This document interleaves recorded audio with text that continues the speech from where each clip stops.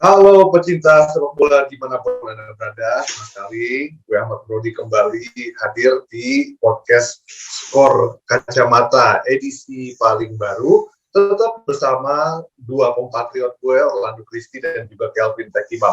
Nah, mungkin teman-teman sudah nonton ya di akhir pekan kemarin Community Shield di mana Liverpool berhasil mengalahkan Manchester City. Nah, ada banyak hal yang bisa kita ambil dari pertandingan itu. Jadi di segmen ini, di edisi kali ini, kita nggak hanya akan bahas soal review pertandingannya aja, tapi kemudian ada beberapa hal yang kita bisa ambil hanya dari patokannya satu pertandingan itu saja. Apakah Liverpool akan gimana-gimana nanti, atau kemudian Manchester City akan gimana-gimana nanti, masing-masing dari kita punya take ya, punya pemikiran tersendiri gitu. Oke, tanpa membuang waktu lebih banyak, langsung aja gue kasih ke Christy dulu. Christy, apa ini cuma satu pertandingan, tapi jadi awalnya begitu ya. Ini cuma satu pertandingan sih, tapi apa Chris?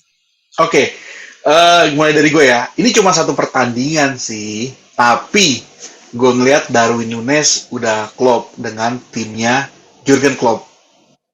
Prediksi gue kalau Núñez ini bakal kurang nyetel gitu. Ternyata enggak ya, dia udah mencetak lumayan banyak gol ya.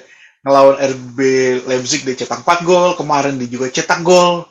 Gitu. Jadi ternyata walaupun hanya satu pertandingan, ternyata Núñez udah bisa diandalin sama Liverpool. Itu menurut gua. Iya. Kemarin mainnya oke juga ya. Bahkan banyak yang bilang mungkin kalau dia lebih tenang gitu ya, karena ada beberapa peluang juga kan. Oke, itu tadi take pertamanya dari Christy. Kelvin, gua kasih kesempatan yang sama. Cuma satu pertandingan sih, tapi apa Cuma satu pertandingan sih, tapi kayaknya Pep Guardiola mesti mikirin starting 11 terbaiknya dia.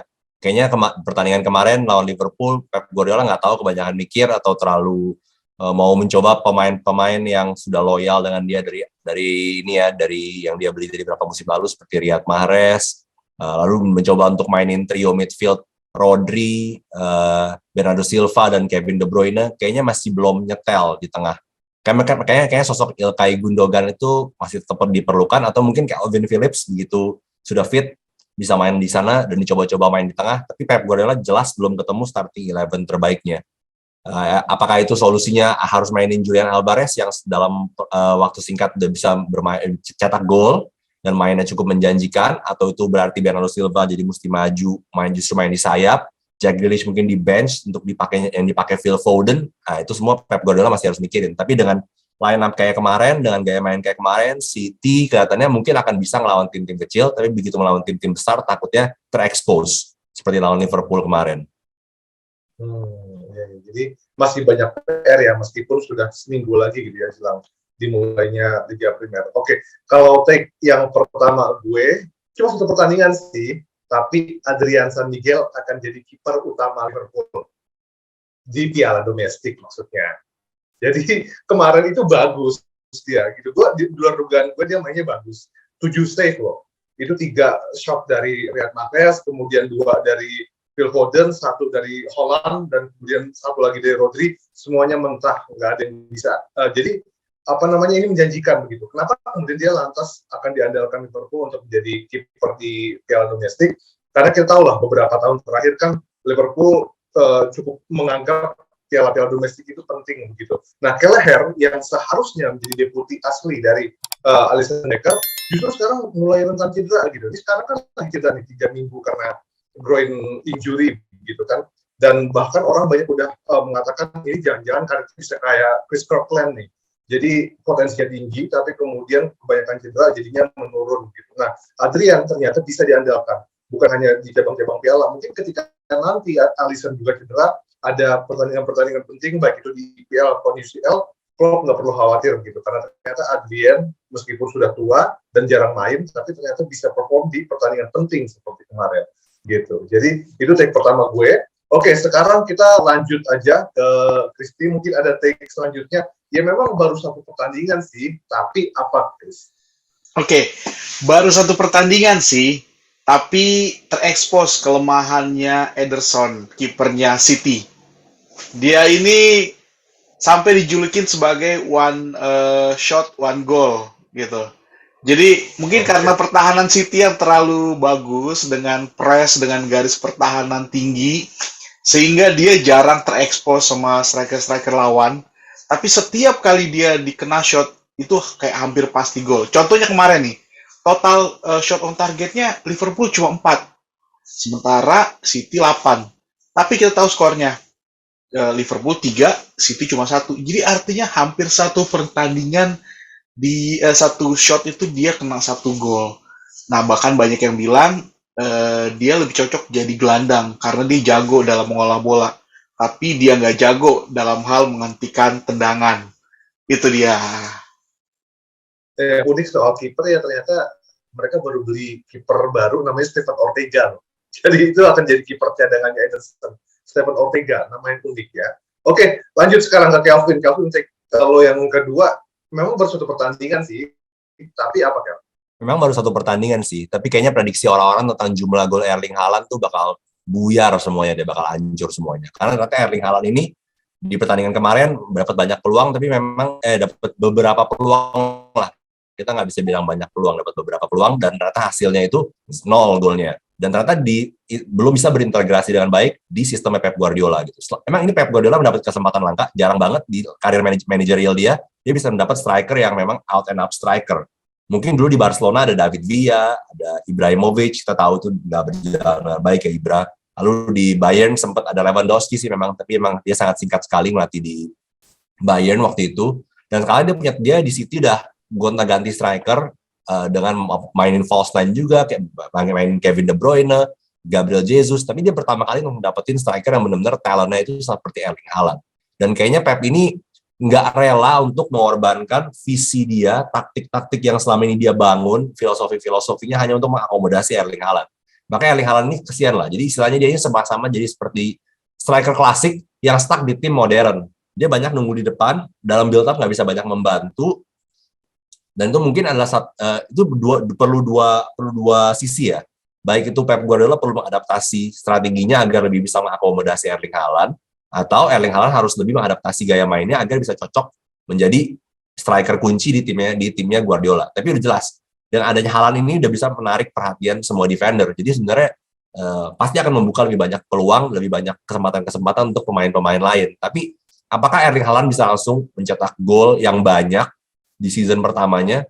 Mungkin belum tentu. Mungkin di season kedua, season ketiga mungkin iya. Tapi kalau di season ini banyak yang bilang juga dia kan salah satu favorit buat top scorer ya. Dan gue sempat bilang odds-nya itu bagus banget ya kalau dari sisi ini ya, dari sisi bettingnya ya. Pasang 100.000 kalau dia top score menang 400.000. Kayak too good to be true lah hal-hal kayak gini. Faktornya banyak banget yang harus dipertimbangin, dan kayaknya memang namanya bookmakers itu nggak bisa salah. Mereka memang bikin odds gini untuk menjebak orang, dan kayaknya mereka kali ini benar Erling Haaland bakal berat untuk jadi top scorer Liga Inggris. Jadi kita semua termasuk beberapa rumah judi dan sebagainya itu menjagokan Erling Haaland ya. Tapi kalau melihat penampilan dia ya memang masih banyak PR gitu. Tadi menarik sih take-nya dari Kelvin. Ini sekarang siapa yang harus beradaptasi, apakah Haalandnya terhadap skemanya Guardiola atau Guardiola yang berusaha mengintegrasikan Haaland gitu. Oke, sekarang gue masuk ke take kedua gue. Emang sih baru pertandingan, tapi nggak akan ada pemain Manchester City yang dipanggil timnas Inggris untuk Piala Dunia 2022. Gue jamin. Gue performa para pemain lokal City di pertandingan kemarin ambruk semua. Ada 5 pemain Manchester City yang aktif di timnas Inggris. Ada John Stones, ada Kyle Walker, ada Calvin Phillips yang baru, kemudian ada Phil Foden dan juga Jack Grealish. Yang main kemarin cuma Grealish, Foden, dan kemudian Walker. Nah, kenapa gue bilang begitu? Karena gini, John Stones itu hanya mungkin center back keempat lah ya, pilihan keempat setelah Diaz, setelah Laporte, dan kemudian ada Nathan Ake juga. Kemudian Calvin Phillips ini agak worry gue sebetulnya gitu. Kenapa dia pindah ke Manchester City? Rodri ya, musim lalu Rodri itu nggak ada pemain lain selain Cancelo sama Ederson yang main menitnya lebih banyak dibandingkan Rodri. Artinya Rodri akan terus main banyak gitu loh. Ini tempatnya Calvin Phillips nanti akan kemana? Dan kemudian Jack Grealish kemarin cuma 0 shot 71% akurasi umpan, itu buruk banget begitu untuk pemain yang dihargai 100 juta pound. Padahal ini kesempatan besar buat dia ketika Raheem Sterling sekarang nggak ada. Phil Foden inkonsisten gitu. Apalagi benar kata Kelvin tadi, sebetulnya Guardiola sempat bilang bahwa dia tidak akan ada masalah untuk memainkan Julian Alvarez dengan Erling Haaland bersamaan di depan. Gitu. Artinya space untuk pemain sayap akan berkurang kan, karena satu lagi biasanya sudah dipakai oleh Riyad Mahrez gitu. Terus siapa lagi? Satu lagi. Ya ada beberapa pemain yang Kyle Walker itu pemain tertua di Manchester City setelah Scott Carson, kiper ketiga daripada City. Jadi ya ini pemain-pemain City, pemain-pemain Inggris di City, gue prediksi nggak akan ada yang dipanggil karena kualitas mereka sangat jomplang dibandingkan pemain-pemain asing daripada Manchester City. Itu sih kalau menurut gue. Karena penampilan mereka buruk semua kemarin ketika menghadapi Liverpool. Oke, itu adalah take gue. Yang kedua, sekarang gue kasih ke Kristi lagi. Ini take terakhirnya Kristi. Ya, baru satu pertandingan. Tapi apa? Oke, baru satu pertandingan sih. Cuma gue ngeliat kayaknya City nggak bakal juara IPL tahun ini. Terlalu awal ya sepertinya.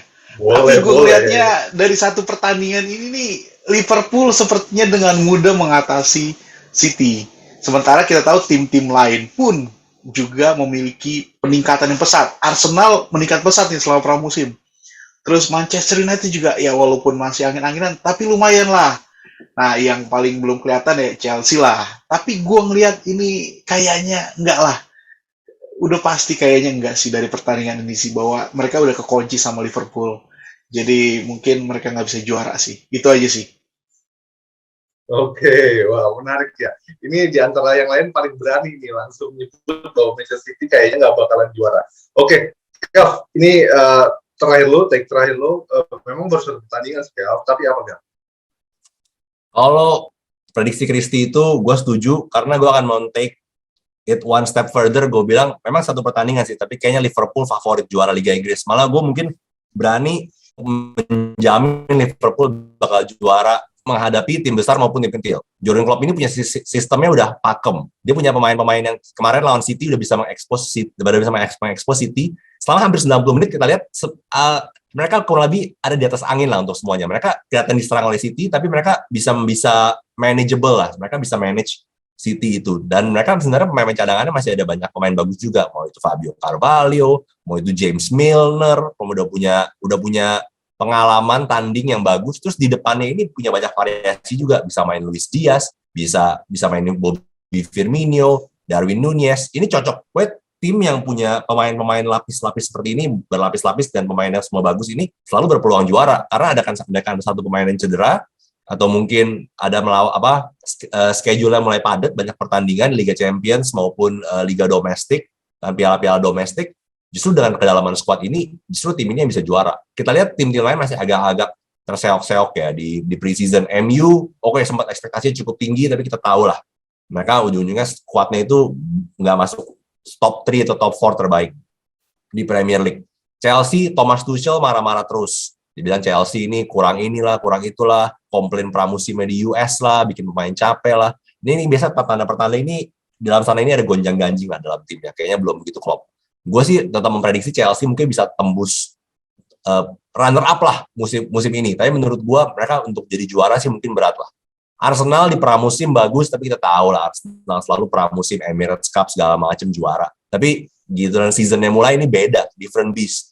Tottenham squad bagus, pelatih bagus, tapi kita tahu Tottenham sejarahnya gimana di Liga, gimana piala trofi kabinetnya masih banyak yang kosong.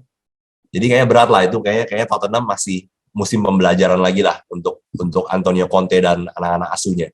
Nah, Liverpool ini paling matang menurut gua dari gaya permainannya, sistemnya Klopp udah benar-benar cocok, pemain-pemainnya semua bagus. Kalau misalkan nggak ada cedera major untuk satu atau dua pemain kuncinya, gua berani taruhan sih Liverpool bakal juara musim ini. Oke, wah gila ini sama ya buat Kristi bilang bahwa Manchester City nggak akan juara, buat Kelvin langsung ditegaskan bahwa yang akan juara adalah Liverpool. Nah, take gue ada hubungannya. Tapi take utamanya adalah begini. Memang sih baru satu pertandingan, tapi Jurgen Klopp akan segera menjalani transplantasi rambut.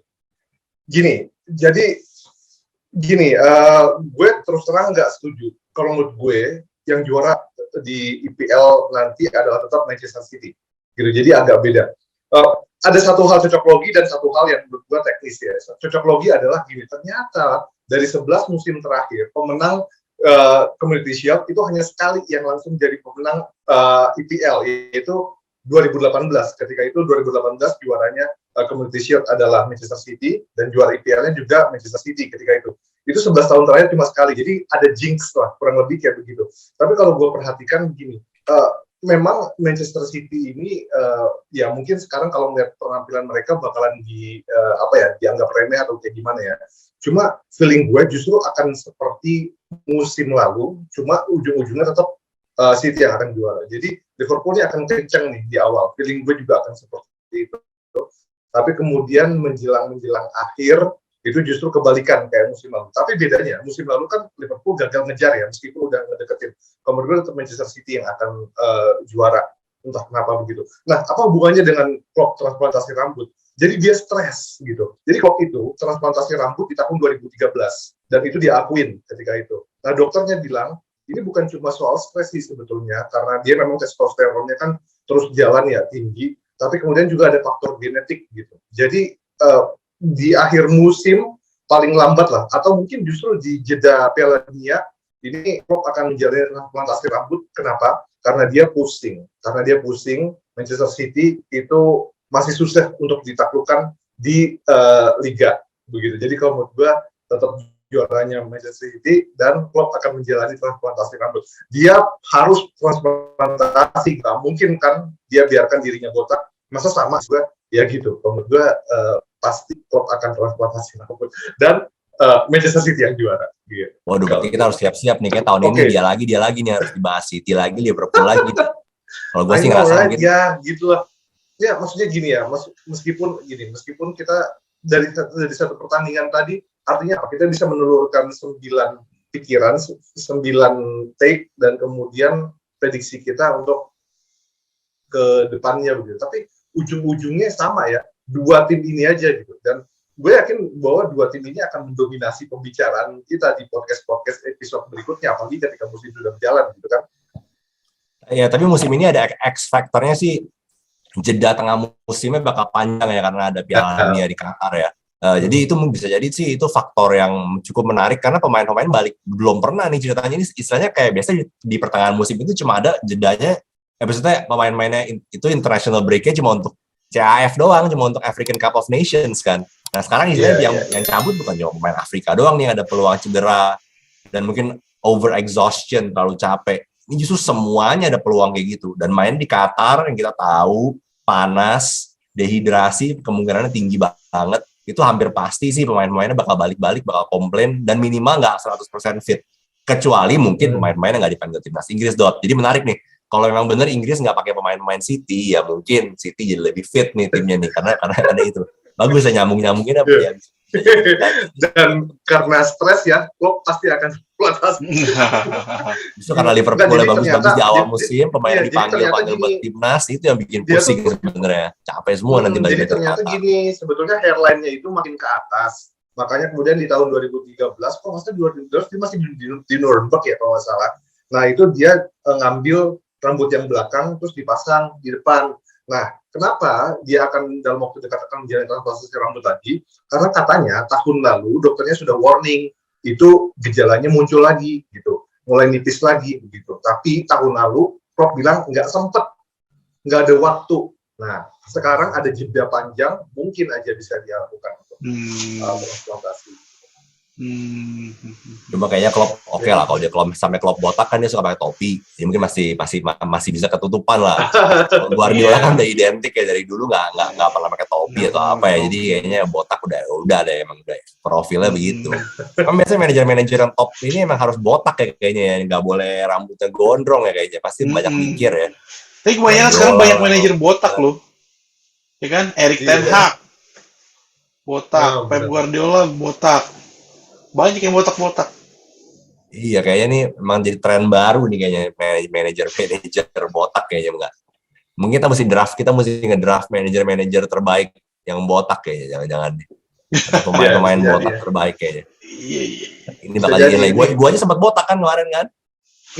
Tren udah tumbuh lagi tapi yang jelas ini udah deket banget sama liga-liga, mungkin kita akan lebih banyak bahas soal preview-previewnya liga nanti di episode berikutnya. Yang jelas ini untuk malam ini gimana? Ada yang salam-salam nggak? Salam-salam ya. Harus dari Liga Inggris dong kalau gitu dong.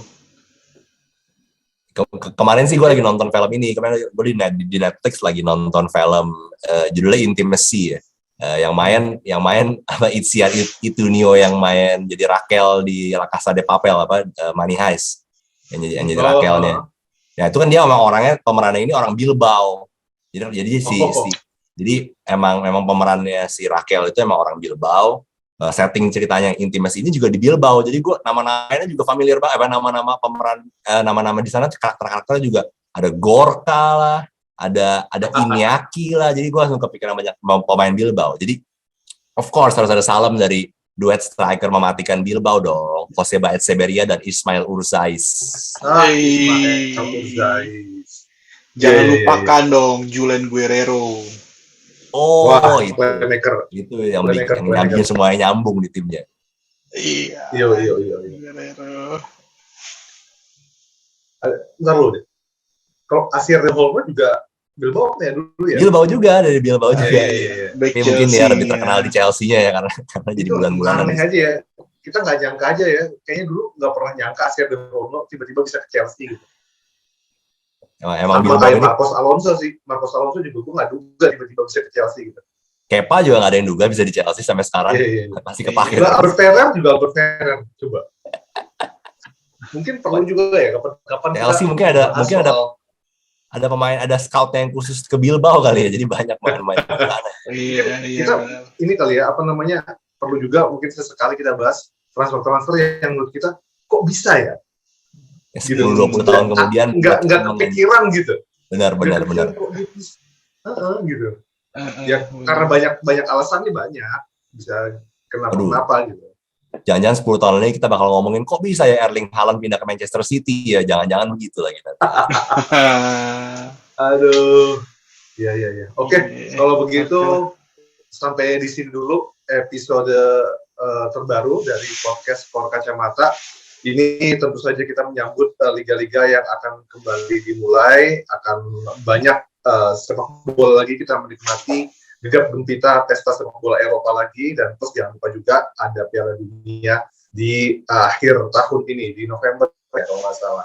Jadi ya udah kalau begitu sampai jumpa di episode Skor Kacamata berikutnya. Salam Skor Kacamata.